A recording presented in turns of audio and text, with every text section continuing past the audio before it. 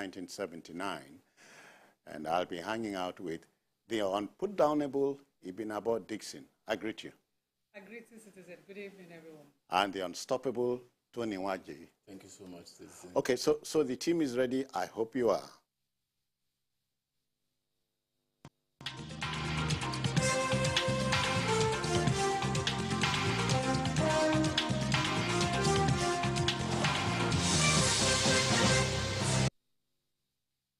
Okay, then to our first story. You know, the greatest enemy is one that has nothing to lose, is an enemy of the state.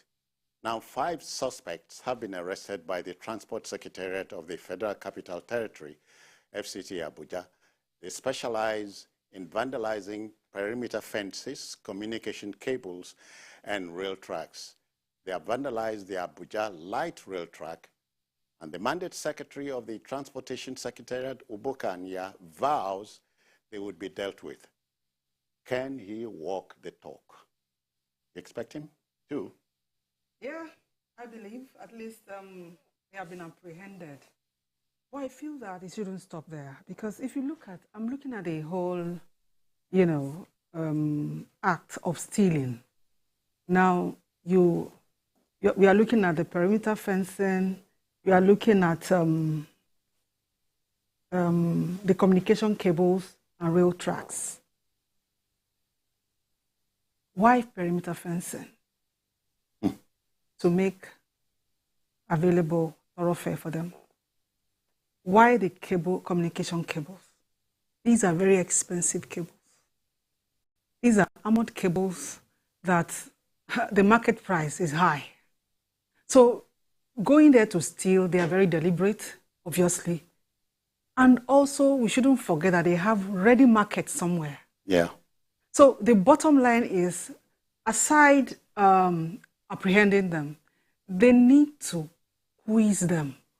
Who are the buyers? Because if there are no buyers, there will be no sellers. Yeah. Who are the buyers? There are some people somewhere, and these are not just the kind of cable you just want to buy in one small market. These are very expensive cables, and they are for big projects. So we need to know who the buyers are. And I'm very positive that if they are very well quizzed, they will come out with the information. Yeah. Tony, sometimes let's give them credit when it is due. When the police wants to work, it will. You know, you have apprehended these people. Going the whole hog is the problem. Because we have this history of not punishing criminals in this country. Until you start punishing, until you start having commensurate punishment for crimes. Yeah. And effectively follow up. Things like this will continue to happen. These days you hear about criminals stealing iron, drainage covers, iron drainage covers, rail tracks. It wasn't part of, I grew up in Lagos and I live close to Fadi, Tony, as a child. The other day, we heard the new second Niger bridge is being vandalized. Stolen, yeah, that's exactly what I'm saying. So, and we had this rail track, if you know Fadi very well, down to Nipan, access. I had never, at times you trek on that, to Yaba and all that. I had never seen or heard cases where rail tracks, components are stolen. This thing just started recently, and one thing I noticed about Nigeria is it starts, and then we look confused, and then it continues, and it comes to stay eventually. Yeah. How did we get to this point? Who are those people? Just as Ibinebo said. Yeah. Can we just get those people? Because there are people who are buying the stuff. It started suddenly from nowhere. We need to curtail it seriously, because when you start vandalizing rail tracks, that's a big time sabotage, because you're putting lives of people or passengers of that train at risk. Most times they don't even survive. When I said these are men, well, sometimes women, sometimes women who have nothing to lose. They have nothing to lose, and that's why we have to be careful with them. Yes. And that's why we have to be, we must fold our sleeves to get them. It has to stop. It was never before. Today you hear that rail line and train derails. It's like it's becoming a norm in Nigeria that you have. I mean, we don't used to hear this before. So until we start doing the right thing, criminality in Nigeria will continue. Most times you hear these people being paraded by the police, just as I said, so the police, if they want to work, they want to work. If they want they to parade them. But after the parade, what happens? Execution. What happens to prosecution? Do you prosecute them? Do they jail them? Do they come out again tomorrow? I mean, this is Nigeria. Let's be realistic. People walk to the police station and say that. That is my person. I mean, until we start dealing with it decisively, we're just joking. Even about sometimes you wonder if when somebody asks you, how did we get here? Now you know how we got here. By choice. By choice. By choice. And you know, I was listening to him while he was giving his submission. You see, if you are looking at the criminal propensity scale, or should I say, if you're looking at the age brackets of such, you can't get it. Because, you know, before, when you hear about robbers, armed robbers, they usually fall within a particular age bracket. But this time, you can't really peg the age bracket to a particular age group. You get under 16 years. We are joined by Kasim. Kasim is our first caller. He's joining us from Kaduna. Good evening, Kasim. How are you? Respect to this rail vandals. Yeah. Yeah, what I will contribute here is this. Just like the other uncle said, it's important to know who are the buyers. Because if there are no buyers, nobody will bring it for someone to. What will he do with it without buyer? So, like now, I'm from Kaduna State. I can assure you from Kafanchan precisely, all the rail tracks from Katia, Zonkwa to Kafanchan, even inside the railway station, it's one of the biggest railway stations in the country. It has been vandalized. Everything has been stolen. Wow. So who are those buyers? So the government, even the security agencies, they are in collaboration with those people that are vandalizing those rail tracks. You see them over the night, just behind my house.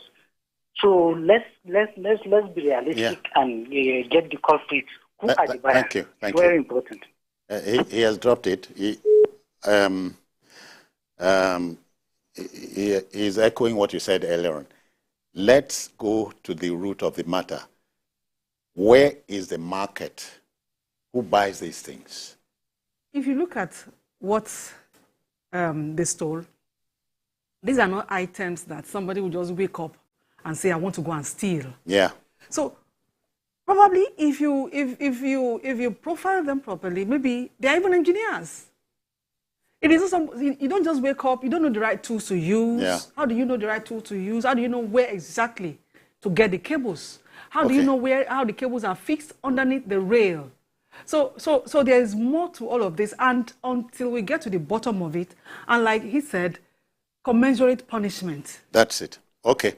We cannot but wish the mandate secretary of the Transportation Secretariat, Ubo Kanya, we cannot but wish you Godspeed. Walk the talk. Okay then, to our next story. You know, one depressing development in our country is the freewheeling campaigns of terrorists. Our information is that the bandits attacked Giyawa village in the Goronyo local government area of Sokoto State. 4 persons were felled in cold blood, while 18 others were abducted.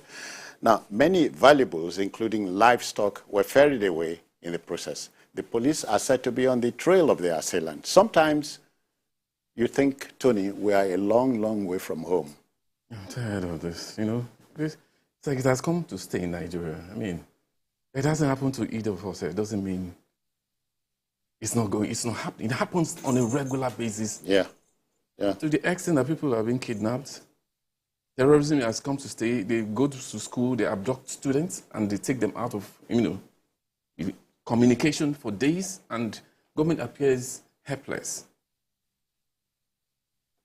That's why we have occasional regime change. So that maybe where this one is focusing at, when this one comes, when the new one comes, it looks at it, holistically. So when we had the dawn of this new administration, I'm hopeful. I'm still hopeful. Yeah. Things has to change. It's like it's a daily. It's not a way of life in Nigeria. People are being kidnapped. You're traveling. Nobody wants to travel by road in Nigeria anymore because terrorism seems so. Before it was in the northeast, but it's everywhere now. Like we're not reporting other part of Nigeria doesn't mean it's not existing. It has come to stay, just like kidnapping came. Terrorism.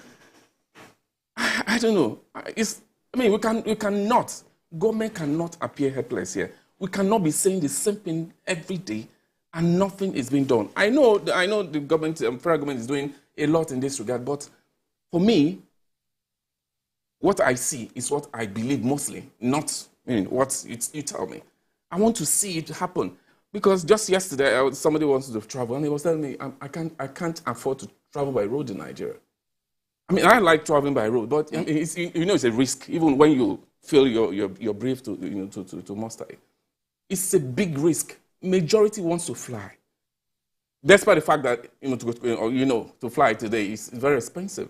Yeah. It has come a long way. During the last administration, 8 years, before then, same thing, and then the new administration has come, we're still talking about it. People's life matters, and I think government should sit up seriously, especially this new administration, and do something different from the old. We cannot continue to have this story all the time. We can drop this here. September 11 was 2 days ago, and it marked the 22nd or 23rd year of 9/11. It took 10 long years for America to get to hit the... 4 days ago, okay. It took them 10 years. Remember, the Patriot Act was set in motion, and they got the man. So, but in 2009, terrorism started in our country, my country, your country, just like a child's play. Today, it's here. We're a long way from home. Or so it seems sometimes, as I said. That's our reality. Take it. Sorry, in Niger State, I hear I've forgotten his name now. The chief terrorist there is giving conditions and so on. And collecting rent. Collecting rent. Protection money. You see, when problems begin to rear its head, the best thing to do at that point in time is to cut it. If you play politics around it, if you play ignorant around it, you are simply fueling it. Now, 2009 to now, it's about 14 years. And we are yet to say Uhuru, because people are being killed every day. Now, you talked about people being killed in Sokoto State. What of Taraba? What of Plateau? What of Benue? What of, I think in May, June, Zamfara was like a no man's land. People were being killed, people were being kidnapped, and so on and so on. And all these governors seemed helpless. I told someone something sometime ago. I said, look, the Nigerian governors are beginning to appear as if a governor is as helpless as Ibn Abo Dixon. Because as a governor of your state, you are the chief security officer of your state. And your number one, your number one duty to your people is to secure their lives and property. Whatever you have to do it, just go ahead and do it. And at this time, with all of these killings, I'd expected that all the governors from the northeast, the northwest, and the north central would have come together and begin to brainstorm and look at how best they can work with the federal government to bring about security in these states. Like he rightly said, we know it cuts across. I'm not saying my river state is safer. Yeah, sorry. We have a Dr. Mustafa reaching us from Kano. Doc, good evening to you. Welcome. How are you, sir? I'm fine. And you? Fine, sir.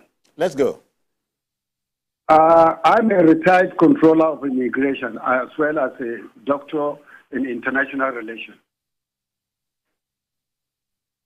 Hello, sir. Yeah, well, we listen to you. Okay. Are you hearing me? Yeah, you are on, sir. Go on. Okay. With regard to this terrorism, if Nigeria at all can be serious enough, there is a lot of things to be put on desk. First of all, if you want your internal security, internal affairs, or internal security of this nation to be perfect, all other organs that are responsible for their work should be put in place. We have no effective border patrol, which is the mandate of the immigration. Yeah. Yeah. So there are so many things missing in that area, whereby we have what we call expansive border areas. These expansive border areas are not being manned either by electronics or by human beings. Okay. And if you look at the population of immigration, they are not up to even 30 to 40,000, the whole Nigeria. Oh yeah. Yeah. So how can the border patrol become effective? So coming back to this rail, if we can fortify the border patrol, all these things will become just a child play. Okay. But thank you. sincerely speaking, Thank you. Ibana, what more can we say? I don't think the commander-in-chief and, of course, the service chiefs are resting on their oars, you know. They say the dynamics would change, so you go with the flow. Citizen, the last caller made mention of the porosity of our border. That is a major causal factor, because when they do all of these things, they escape to neighboring countries where no one can fish them out, and whenever they want, they stroll in, perpetrate their acts, and go back. So if we can at least secure our borders, then I'm looking at, if you look at most of these villages where they experience all of this, these are not developed villages. It's like they are not part of that state. Oh yeah. If you sometimes to or, even or a part of civilization. You understand, and you even development is so far away from them. So if governors would endeavor to take development to these villages and open up these, sometimes these villages are so difficult to access that when there is a cry out for help, it will take eternity for security operatives to arrive. But these criminal elements, they are very conversant with this the terrain. They know the means of to navigate such areas. So until the governors come together, what do? Firstly, bring about development, and then come together. What can you do to work with the federal government to bring security to your people? You cannot just turn them to sitting dogs. Yeah. Tony, the last caller just talked about expanse of forest and so on in the northern part and so on. In these days of AI and modernity is here. So how possible is that in Nigeria? Where we still have some ministers, still using old desktop. Some ministers cannot even communicate effectively through the internet. At this age and time, they're still using analog process to do things. So until we get serious, AI is too big for us. It's the truth. That's the truth. Then on this, the truth is this. We've had cases in Nigeria. We've had governors dialoguing and negotiating with terrorists in the northeast. They know them. They know them. They call them to meetings. They sit down together. They know them physically. You know, they beg them, they give them money to, you know, to avoid things, certain things from happening. More in the Northwest. Until, yes, we know this, they are not spirits now. People, they will tell you, they know these people. At times they come into a village and take control and then disappear. They marry every day, they know them. Okay. These are not, if we want to deal with this issue, we must say the truth. They know these people, so when they are ready to tackle it, it's not about sitting us. It's not about us sitting us here. Until we're ready, we have the will to tackle it. We do it. It's not. I don't think it's rocket science. At this place, we are nothing short of journalists doing our job, so we allow. Keep telling them. Yeah. And they should not pretend not to know the solution. We are molding opinion for them. I hope they take heed. Terrible. We can do something else. Now to our next story. You know, these are definitely not the best of times for organized labor in Nigeria. For a strike-weary country like ours, the idea of an economic shutdown must be revolting indeed. The proposed strike by the Nigeria Labour Congress NLC would be counterproductive if it goes ahead. Private employers of labor cautioned this. According to them, organized labor should seek better opportunities for its members to ventilate their feelings on the subsidy removal pain. Ibn Abba, there are more ways than one of killing a cat, don't you think? There are more ways than one, and NLC has been engaging one particular way. And, you know, if you want a change, you have to do what you are doing differently. They need to look for other means to negotiate with the government. Because, you know, when you keep using a particular means to push forward your agitations and all, at the end of the day, the person you're supposed to be dialoguing with already knows what you're going to do. And they have already put measures in place to you know, to parallel whatever you want to do. The great French general, Napoleon Bonaparte, said, one art of war is not to use a particular style for your enemy. They know your style. They know your style. So I'm even thinking there are other ways. Because, you see, why would a private sector want to be part of it? Because you have been using this means which has not yielded any result. So I don't want to be part of this. Think differently, do something different, look for other means to negotiate with the government. Then I will begin to reason with you. The means you have been using has become so obsolete. I'm tired. So I don't blame anybody. Unpredictable. Yes. So, I mean, what are we talking about? Tony, she's talking about ideas. Ideas are very funny things. If you don't act on them, they remain there. Yeah. Okay. Let's. They've been doing this for a long time. I agree.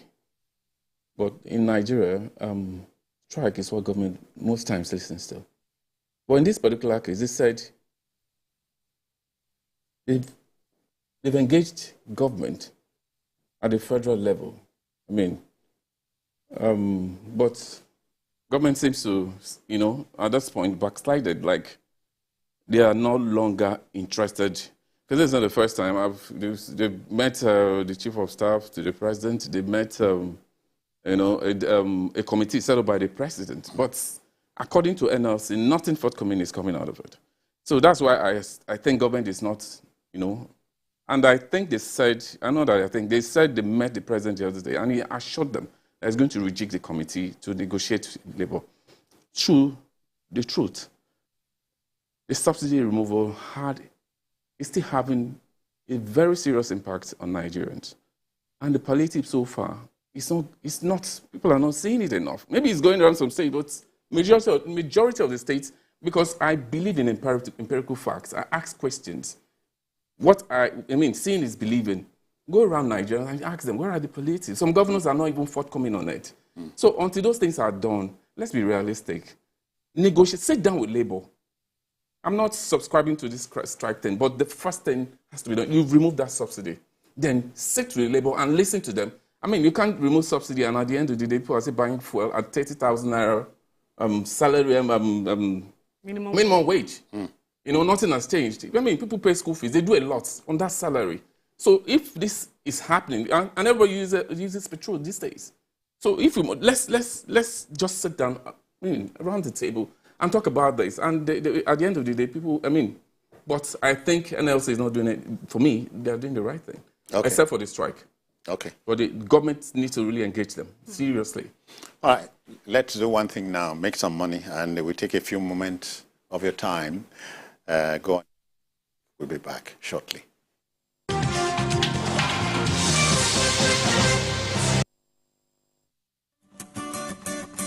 In today's world, our lifestyle, both at work and at play, depends on connectivity. Our connectivity depends on the devices that make it possible, and these devices depend on electric power. When power fails, our life shrinks, our work drops, and our joy dips. JRB Solar Energy Systems are here to ensure that we enjoy uninterruptible power, uninterruptible joy. Whether you're running a business, an institution, or just a home you return daily to rest, JRB has got you covered. No project is too big for our super digital inverters, long-lasting batteries, and efficient solar panels. Go. Dream on. Change your world. JRB solar inverters, batteries, solar panels, solar streetlights, and more. Telephone 0906 752 1111. Email sales@jrbsolar.com. With JRB, the sun's gonna shine on everything you do.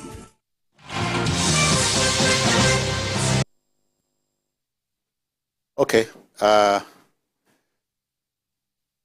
Let's go to our next story. You know, I've heard it said a number of times, only those who matter. Okay, I hear we must exhaust the labor story. Well, Tony thinks labor is right to dream a strike, but it has to change its styles. I said the same thing too. You can't just keep... Yeah, but for me, we are a strike-weary country. I think last week there was supposed to have been a strike. There was a... Was there? One strike. 5th and 6th of September. The problem we have is that there's no trust. And it has been over the years.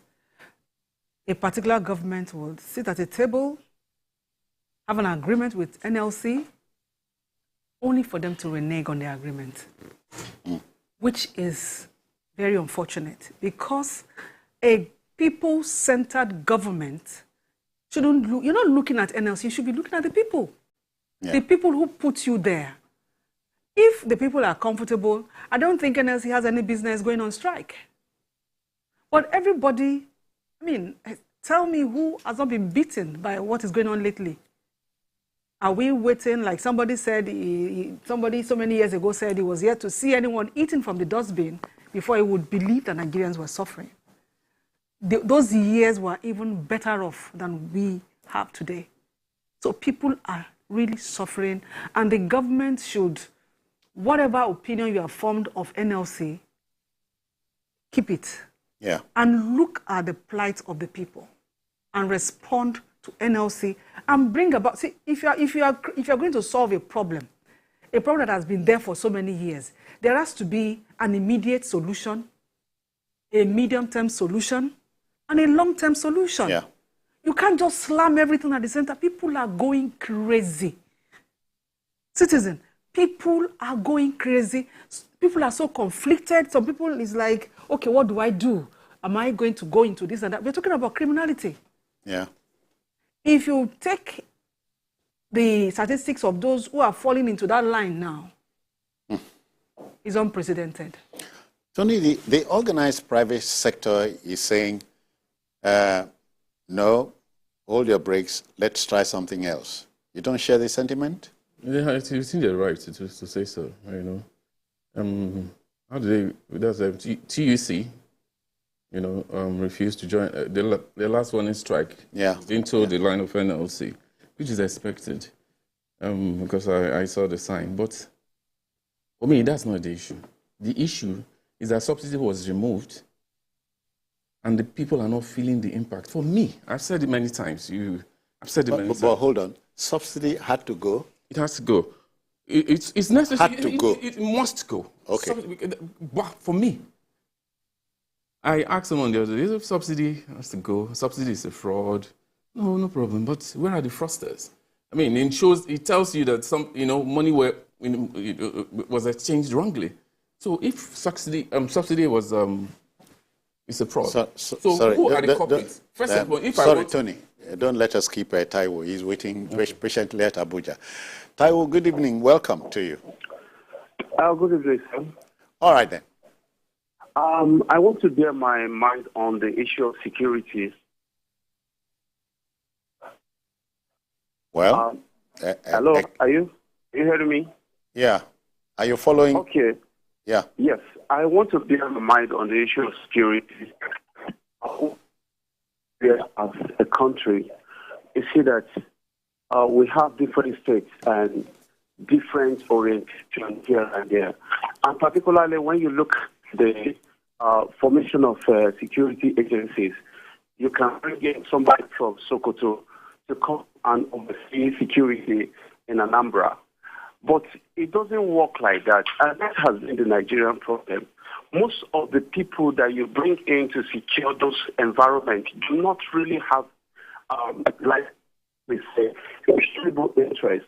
Yeah. Just, they don't thank you, Taiwo, except that what we are handling just now is organized labor and an envisioned strike action. Thank you, Taiwo. Yeah, as we were saying, organized private sector. I said that, for me, I said there's no problem with that. It's within their right not to join NLC strike. They have their reasons. For me, what I'm not in agreement with is the manner the subsidy was removed. And let's say that one has passed. But then what is government doing? Okay, labor is the only rallying point at the moment. That pushes people's that negotiates with government on behalf of the people. Yeah. So if I'm in government, if I ask myself question like, how far have we gone with this negotiation? What have we been able to push in forward for the people as a way of cushioning the effects of the... I don't think we've done enough. I've heard so much about CNG. I've heard about releasing of bags of rice. It goes beyond that. If you really want to... For me, the palliative should be drop in school fees. There should be... Government should be able to negotiate with universities. Yeah. And schools, generally, because they are doing what they want now. The same thing, you go to the market, you can't buy anything. There should be kind of price control board. There should be basic accommodation. You should be able to go to the hospital and be able to get one or two without... so this, for me, these are the palliative, because these are things that borders on people's life on a regular basis. Yeah. When you talk about CNG buses, I'm tired. In the villages, do they know about all these things? How does it permeate through the communities? Okay. Let's be realistic. Otherwise, you get the impression we throw money at almost everything without a clear-cut... Isn't that what we do? You see, yes, I quite agree that, subsidies should go. But the process was not people-friendly. And now, how do you salvage the situation is another problem. Because we talk about palliatives now. I was at a particular town where they were given palliative. What got to a family of 6, was just a meal. A meal that they will cook and eat, and that was it. So what happens tomorrow? I'm not expecting the government to feed everybody on a daily basis. But for me, such money should have been diverted into other areas. Like... visible areas. Yes, like transportation. Yeah. Like, now, let me even digress. Whatever happens to our government, our governors, why can't they come up with social housing? Governors. All right. Nigerian governors. Ibn Abo, time is tight. Let's go to our next story. All right. $1 billion question. All right. I've heard it said many times that only those who matter in this world are accused of something. And accusations in themselves are said to be part and parcel of fame. Now, the Chicago State University, CSU, has confirmed that President Bola Ahmed Tinubu attended the institution and graduated in 1979. with a bachelor's degree, for a man who won a governorship election twice, would it put paid to the unending attacks by his traducers, Tony? Nigerian politics, it's tiring, it's draining most times, you know. And our people, you know, I've heard adage, proverbs like, I've heard people say, if you go into Nigerian politics, be ready, you know, because some people definitely start looking into your history. That's the way we play politics in Nigeria. And at times, it doesn't really help us. Okay, now, this Chicago State University issue that they've been tackling all this while, if, for instance, and they said the president never attended Chicago State University, well, does it invalidate invalidate his position as a president? His election. His election, does it have, I stand to be corrected. Would that call for fresh election? I mean, the election has come. We know what happened during the election. We've moved on. For me, personally speaking, the way politicians play their games at times, because at the end of the day, they are all the same. The one that hurts me most is the way a lot of people toe that line, and they reason like them.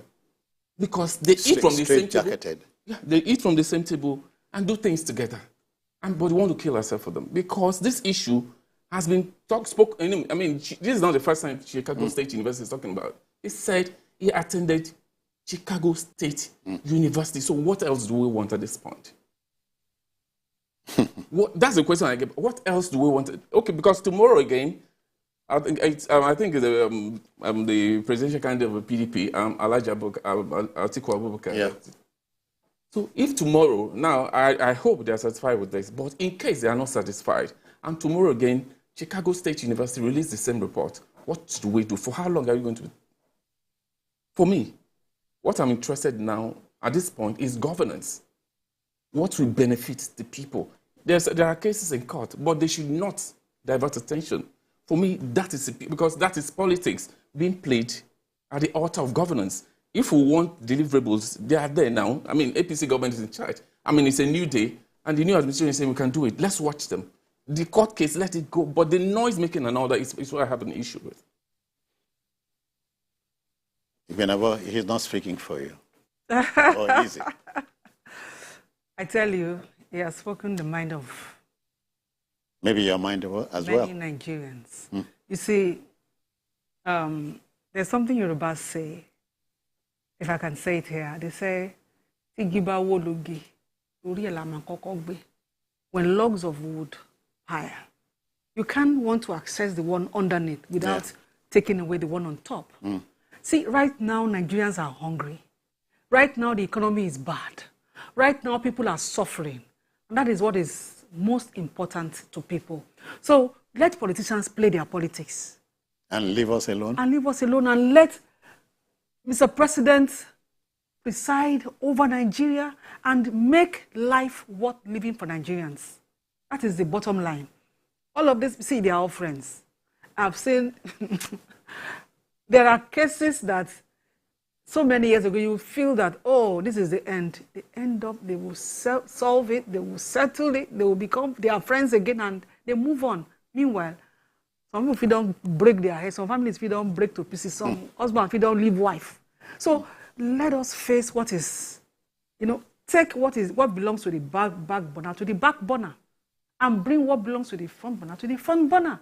Let's face the responsibilities of twice, leadership. First in 1999 and second in 2003, this issue came up, and they were dealt with. It's not even putting Nigeria in the right light, because now, assuming that... Wait, just a minute. Do you think the Chicago State University can come out with a statement like that if it were not true? Well, I don't think so, because, you will assume that it is in Nigeria that you can do and undo. That was not Nigeria, that was the United States of America. And they have a lot to lose should they come out with a false information. Yeah. Because we live in the world of technology. Anyone can access some information, and then if it is not true, then whosoever should go and prove it wrong. For me, that he read accounting and business administration. The president had worked with mobile producing, you know, and nobody faulted it, saw this. So that's what I'm saying. That's what I'm saying. That this is okay. The name is politics. It's politics. Everybody knows this. If the president himself knows this politics. He's been there for a long time. But we are not talking about his inability to win the election. We're not talking about his academic background. Just as he said, he's been governor of Lagos State for 2 terms. It was 8 years.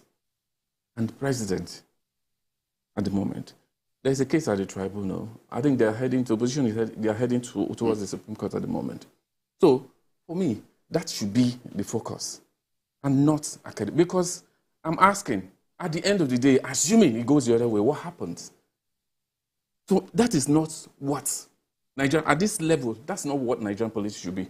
Take away the president, for instance, from this, and look at others who are vying for even smaller offices. The moment the person comes up, this one will say, no, I remember, I know his grandfather. He did this, he did that. Just to bring the person down. And it's not about the person not having the ability to even perform in the first place, which to me is uppermost. That is key. Mm-hmm. The ability to perform and not. And the person has gone through, I mean, look at this guy. It's like he's going to win. Let's try and see how we can pull him down. Yeah. That pull him down syndrome is what are against Nigerian politics. And it's not paying us. Yeah, but let me rub this in, Ibn Abo. The Constitution, 1999, as amended, does not say you must be a graduate to be president or governor. You must have attempted the school certificate. It doesn't even say you must pass. That's why I'm asking that question. You know, how does it validate? What I feel is but at the same time, if you must flaunt a certificate, it must be genuine. Exactly. Otherwise, you pay the price. Where this is supposed to be heading is the fact that you presented a false information. And as a leader, you shouldn't do that. It could disqualify you. So let's leave the court to do whatever they have to do. If you're accusing me of something, if you come up with enough evidence, let the courts take its course.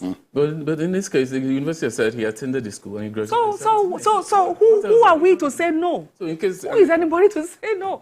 The university that has been in the center of it all has come out to say that he was our student in 1979. So, citizens, what do you want to do about that?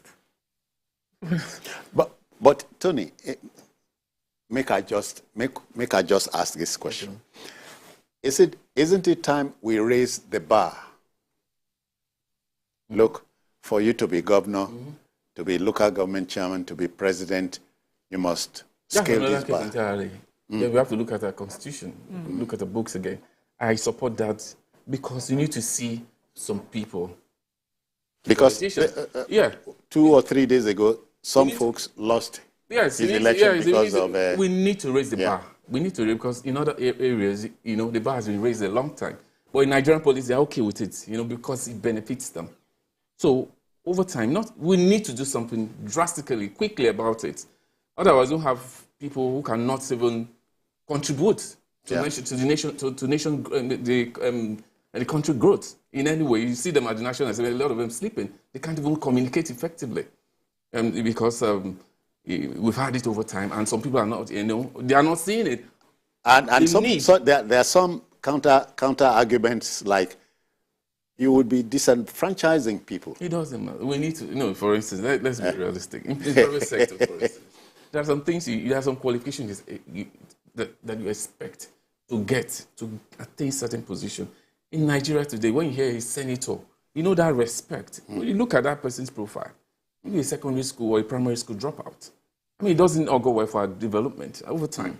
So we need to look into it. No sentiments, but that's the truth. We must do it right. Otherwise, we should just keep quiet.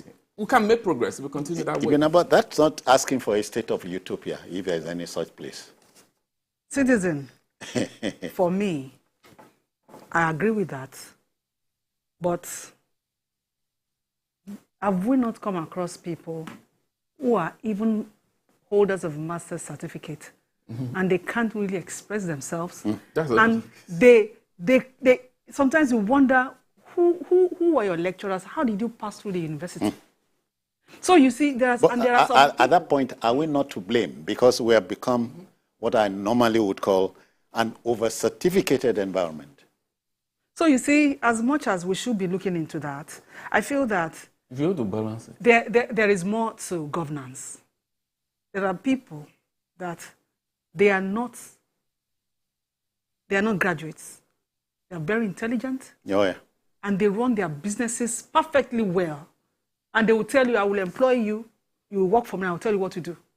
So the bottom line You want me to mention some of my former bosses who were not graduates but were crack broadcasters? Yes. Politicians, we need them. In Nigerian politics, we need, because I think rather what I'm looking at, whether you have a school certificate, whatever, or you have your master's or your BSc or your PhD, there has to be a school. A school where you learn, they tutor you on how. The art. Yeah, the art of leadership, the art of governance. That is what is lacking. For me, it's not totally about your certificate now, because we have them there. I know a few of them who are graduates, and they will go there, and they will become sleepy, and contribute nothing to the development of the country. So, there should be a school. Do you know they are listening to you? I'm being honest. Okay. There should be a school where, before you qualify to contest for any of these offices, you would have gone through the school. Like, let's take for instance, in Ogun State. They have a school, community development school, where you attend and then they teach you how to... You are groomed. The rudiments of leadership. Yeah.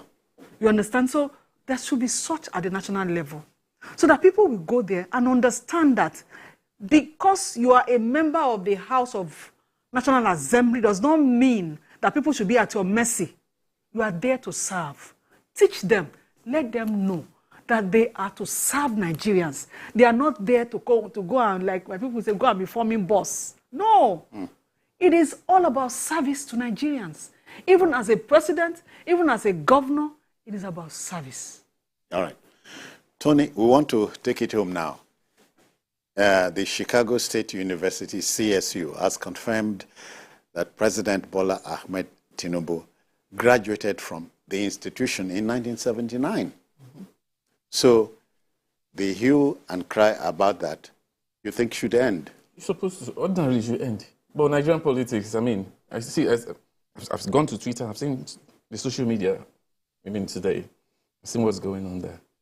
That's why I said our brand of politics is what I have issues with. The school said he graduated from the school, so how are we going to argue it?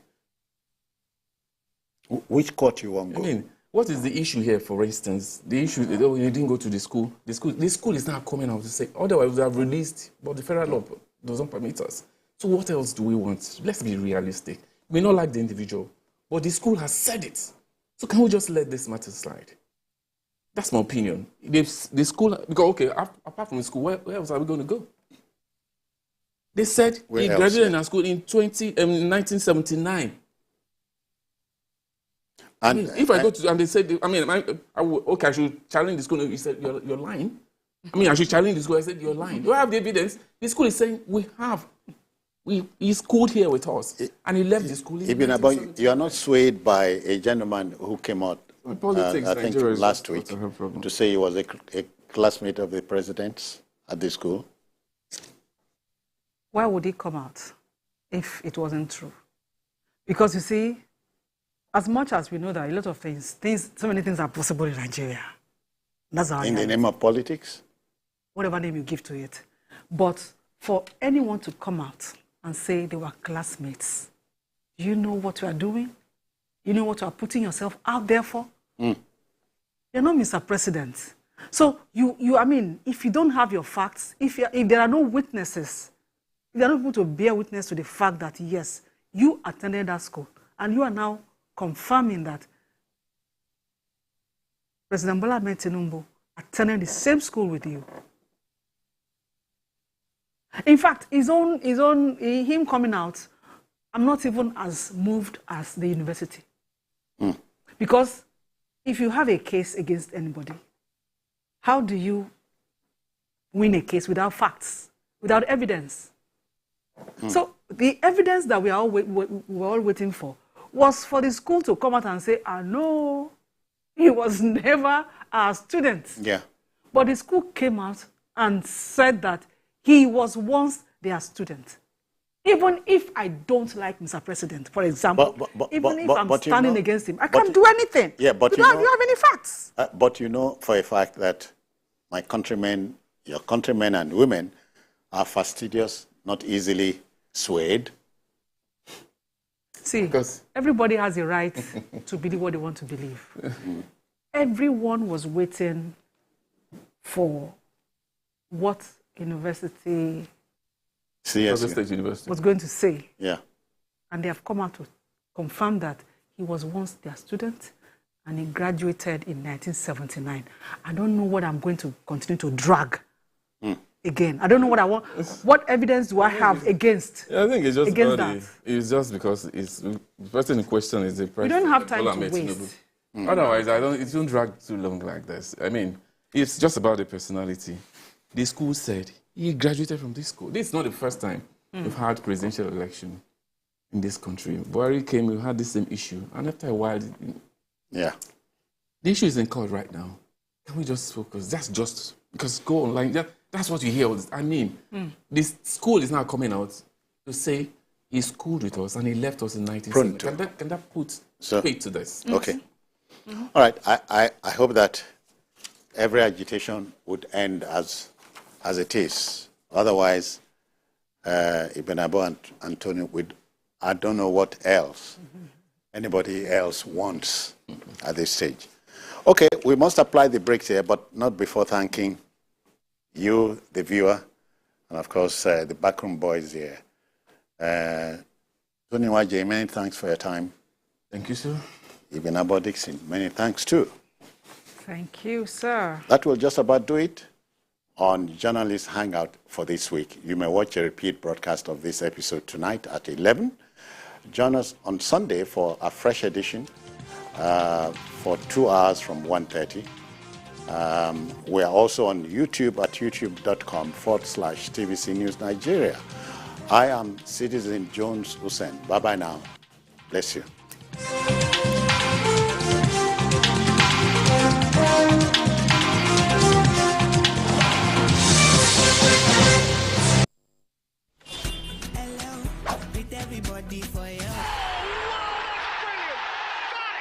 Say hello to GoTV's newest package. GoTV Super Plus has all the great channels you love on GoTV Super. Plus, big-time international and kids channels the whole family will love. Plus, plenty of live Premier League action on Super Sports Premier League channel. It's the package you asked for.